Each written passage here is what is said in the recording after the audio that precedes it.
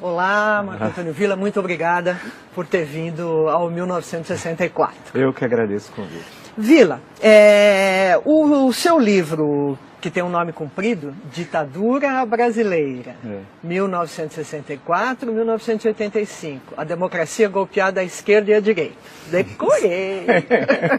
Está criando partido, não está apostando no golpe. Não, criando grupo, mas um partido revolucionário, por forte influência cubana, com base nos soldados, cabos, marinheiros e sargentos das Forças Armadas e com o intuito golpista tal. E aí a influência nefasta, a Revolução Cubana fez um mal danado à América Latina, ao Brasil em particular, que era desprezar a política e apostar na solução armada, e em solução armada não há política. Então você tinha o Brizola, tinha o Jango com sua proposta de golpe, tentou várias vezes, né? Inclusive impondo o Estado, tentando impor o Estado de sítio em 63. Não conseguiu, teve de retirar a medida. Depois tinha sua proposta de golpe. Tinha a Ligas Camponesas e o Movimento Revolucionário Tiradentes, que era seu braço armado, que em 62 foram descobertos, a imprensa toda noticiou, 7 campos de treinamento guerrilheiro do Julião com dinheiro cubano. E sabe-se que é dinheiro cubano porque caiu um avião, foi aberta a mala diplomática e lá tem as provas dessa ligação. O PCdoB manda em março de 64 o primeiro grupo guerrilheiro treinar na China, né? O PCB também apostava no golpe, na velha tradição de 1935.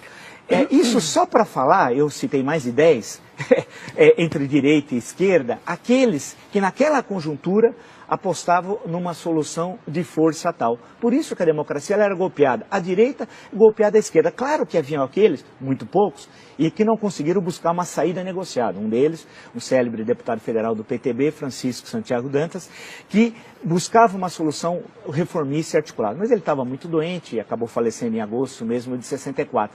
Então nós temos uma conjuntura em que levar ao golpe era a tradição. E 64, imaginava-se, quando você vai à conjuntura, que era uma intervenção cirúrgica de curta duração. Ou seja, você tira o presidente, assume o presidente da Câmara dos Deputados, que era o sucessor legal, o Ranieri Mazzilli, ele governa até a eleição feita pelo Congresso em seguida, 10 dias depois, do Marechal Castelo Branco, que no discurso de posse foi muito claro. Disse, o meu mandato termina a 31 de janeiro de 66, que era quando, o mandato era de 5 anos, quando começou o mandato do Jânio, 31 de janeiro de 61, 31 de janeiro de 66, e garantiu as eleições de outubro de 65. E quando nós chegamos a 64, 64 é uma continuidade do positivismo, né? É bom lembrar que a ditadura brasileira estatiza a economia. Estatizou a economia. Por isso que tem gente que não conhece história, que primeiro compara o Brasil à Argentina, a ditadura argentina. Tem que ser preso, chamar o PROCON, preso no sentido histórico, não preso, tem que chamar o PROCON porque não conhece nada de história. Não há nenhuma relação entre o regime brasileiro e o regime argentino. Lá desestatizou, aqui estatizou.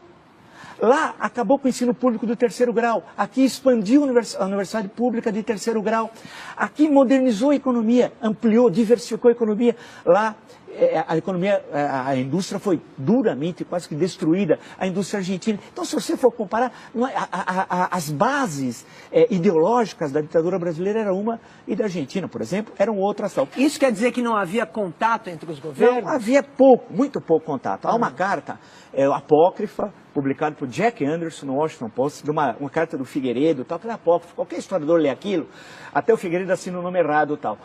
Pega aquele texto. Essa relação, a tal da Operação Condor, nunca existiu com ligação no Brasil. O que há são ligações individuais. Por exemplo, a polícia do Rio Grande do Sul com a polícia uruguaia. Célebre caso, Universindo Dias e Lilian Celiberti. Né? Então, que era do Partido da Vitória do Povo, foram sequestrados em Porto Alegre e levados a Montevidéu.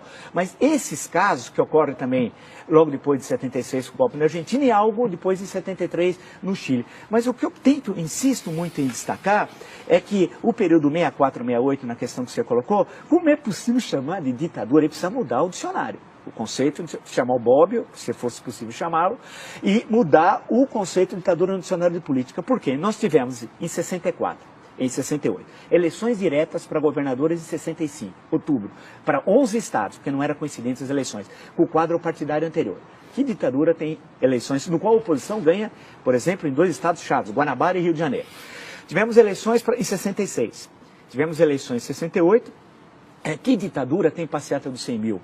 Como tivemos no Rio de Janeiro. Você nem começa a fazer a passeata. E teve a passeata dos 100 mil. Que ditadura tem os festivais de música popular que nós tivemos aqui no Brasil entre 64 e 68?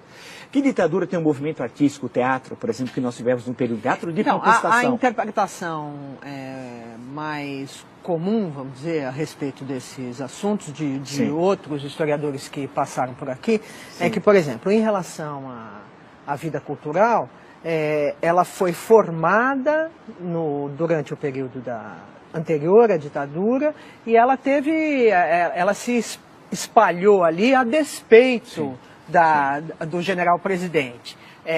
E assim, enfim, em geral, o entendimento... Pois é, mas não teve censura? Muito pouca. O Show Opinião, por exemplo, que é de 64, teve depois algumas mudanças da principal, primeiro foi a Nara, depois a Maria Bethânia e tal. Você teve algumas... É que você combinou, não é democracia. Aí que é necessário ver os conceitos. Nós temos o período 64 a 68, é uma combinação de autoritarismo com resquícios da ordem democrática da Constituição de 46. Então nós temos um mix que explica esse período 64 a 68. Explica, por exemplo, a publicação de romance como Quarupi, do Antônio Calado, né? O teatro, a oficina, a arena e não só. Explica o cinema, né? O cinema. É bom lembrar que a ditadura queria lembrar filme para apoiar o cinema nacional. Eu queria saber que ditador na América Latina criou uma empresa para apoiar o filme nacional. Mas vê como que a coisa é diferente aqui. Então, período 68, 78. Agora veja a contradição. Por isso que a gente não deve temer. Se construiu uma leitura do regime militar que me parece muito equivocada. Se o AI-5, como é sabido, vigorou de 13 de dezembro de 68 a 31 de dezembro de 78, em 74, nós tivemos uma eleição relativamente livre para o Senado. O Brasil tinha 22 estados. O MDB, a oposição, ganhou em 16, perdeu em 6. Na verdade, perdeu em 5, e no Maranhão era candidato único da Arena. Né? E o que aconteceu? Quem assistiu, se tem alguns vídeos, o regime militar que criou o horário político gratuito. A versão do regime militar não havia, que era para igualar a Arena e MDB. Quem lembra o Orestes Square, se candidata aqui em 74, explicando a concentração de salários, fazendo um gráfico com dados do Diese, né, do Barelli, e mostrando a... Teve alguma ditadura que teve eleição? Teve eleição na Argentina, no Chile? Claro que não. Agora, o que tinha? Tinha cassação, claro. Em seguida, o que acontece? Você tem parlamentares, já eleitos em 74, numa vitória histórica, algumas eleições do Lisânias Maciel. É que a grande questão é que há uma leitura que hoje é fundamentalmente ideológica, com a carga ideológica do presidente, sobre o período de falar ditadura 79. Por quê? 1º de janeiro. Restabelecida imunidade parlamentar. Quem chama de ditadura não sabe nada de política, de história. Você imagina ter imunidade parlamentar no dia 1º de janeiro, você não pode caçar mais ninguém. 8 meses depois, em agosto, é anistia. E todos foram libertados. Alguns não foram, mas foram logo depois. Todos. E saíram, tinham cerca de... Eu tenho um número no livro, são 70, 80. É bom lembrar que no Estado Novo tinha 10 vezes mais, quando veio a anistia em 45. Aí, eleição de 82, chamada de ditadura, eleições que você tem 5 partidos, um dos quais se proclamava socialista, Partido dos Trabalhadores.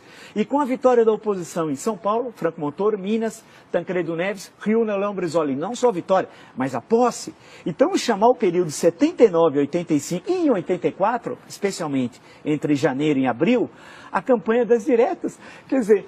Mas isso já era o fim da ditadura. Mas não é mais ditadura. Tá bom. Okay. Porque não existe ditadura com liberdade, com comício, com 1,5 milhão nas ruas. Não há na história do mundo. Nem na ditadura romana, que tinha outro caráter. Escuta, Vila, você mencionou, enquanto você estava na sua última resposta, que há uma leitura ideológica do período. Sim. De quem é esta leitura e por que ela lê do jeito que lê? Na sua opinião? Olha, e daí que eu acabo diferindo de muitos. Quando vem a anistia, retorna ao Brasil, acaba com o banimento, vem os caçados, exilados, perseguidos, etc. E os que estavam aqui voltam a ter vida legal e tal, né? Por isso que não pode chamar de ditadura. Eu vi o Gregório Bezerra, um dos vítimas logo em abril de 64, né, que a gente podia lembrar, Recife, falando aqui no Largo São Francisco. Isso devia ser setembro, por ali, outubro, não sei, de 79 e tal. Fui ouvi-lo porque era um mito para todos nós naquela época e tal. Então, a grande questão e essa é uma construção que eu ouço falar sistemática, que está no livro didático, já ficou vitoriosa, de que a luta armada levou à democracia. Isso é uma falácia. Eu faço questão, porque eu escrevi vários artigos, isso está no meu livro também, porque nenhum grupo de luta armada defendia a democracia. Não há uma vez a palavra democracia. Se você pegar o livro Imagens da Revolução, do Daniel Arão e do Jair Ferreira de Sá, lá tem quase todos os documentos, você procura, você não acha um que tem a palavra democracia. Nenhum documento. Todos queriam ditadura proletariada. A divergência seria cubana, algumas vezes de viés soviético, parte desses grupos não tinham muita proximidade com a União Soviética, ou chinesa, se nós veríamos então o Brasil com os olhos puxados. Essa era a divergência tal. Democracia nenhum. E todos, a ação que eles tiveram aumentou a repressão. Estimularam as ações dos porões e tal. A construção, a luta pela democracia não foi feita por esses que se dizem vencedores. Esses são os derrotados. Os vencedores foram os parlamentares do MDB, que ninguém fala. A luta heróica de vereadores, deputados estaduais, federais, senadores. E eu no meu livro resgato 2 só. Lisanas Maciel, que foi um brilhante deputado federal pelo Rio de Janeiro, e a figura de Paulo Brossard. A coragem desses. Citei 2 como exemplo, que nós tínhamos muitos tal. Quantos não foram? Eu queria alguém ter coragem, em 1970, no interior aqui de São Paulo, abrir um diretório do MDB. O padre na missa ia falar, não se misture com aquele homem perigoso que abriu o diretório do MDB e tal. Então esse é o MDB, o papel da Igreja Católica fundamental, e no caso de São Paulo, a figura épica de Dom Paulo Evaristo Arnes, do movimento estudantil, do movimento sindical, dos intelectuais, jornalistas, artistas, da dona Terezinha Zerbini, que abriu aqui o movimento feminino pela anistia. Todos esses estavam falando em quê? Democracia, respeito ao voto. Os grupos de luta armada desprezaram. Eu faço questão no meu livro, cito, leiam, entram no Google, Mini Manual do Guerrilheiro Urbano, leiam. Aquilo é democracia, aquilo é barbárie, aquilo é barbárie pura, é ensinar como matar as pessoas. Né? Agora, significa que devia ser reprimido o autor Carlos Marighella da forma como morreu aqui na Alemanha Casa Branca? Evidente que não.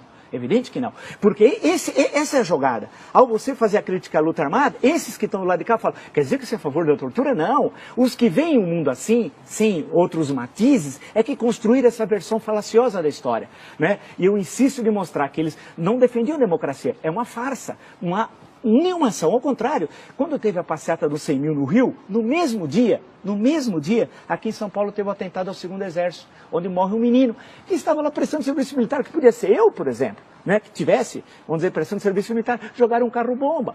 Ou o Orlando Lovec, que foi pegar um visto aqui no consulado americano, na época no Cônjuge Nacional, era um jovem, queria aprender inglês nos Estados Unidos, está andando, explode uma bomba no consulado, ele perde a perna. Ele passou anos para receber uma indenização de um salário mínimo. E quem colocou a bomba recebe 4 salários mínimos de indenização. Né? Quem matou um menino aqui no 2º Exército recebe indenização. E são vistos hoje como heróis. Não, a luta democrática é que foi heróica. Agora, isso não significa, em momento algum, ter qualquer contemplação com torturador, né, com assassino, com gente que desapareceu. E, por hipótese alguma. Esses têm de sofrer esse opróbrio da história. Temos de sempre lembrar essa barbárie aqui do DOPS em São Paulo, vou lembrar a figura do Fleury, o Sealing em Porto Alegre, Davi Razan, Minas Gerais. Quer dizer, nós temos de lembrar como exemplos do mal, né, a mal que nós nunca devemos voltar a ter e defender a democracia e as liberdades. Eu acho que essa é a nossa grande tarefa. E não deixar que o resgate daqueles que lutaram em defesa da democracia seja apropriado por aqueles derrotados, que impulsionaram inclusive a ditadura, porque a cada ato terrorista, maior a repressão, maior a violência, maior a censura. Então, portanto, eu sei que eu remo, usando uma expressão leninista, eu remo contra a corrente, tendo essa outra leitura, porque é mais fácil fazer o discurso do óbvio, mas é um discurso falacioso e que, no fundo, reforça a tradição autoritária brasileira.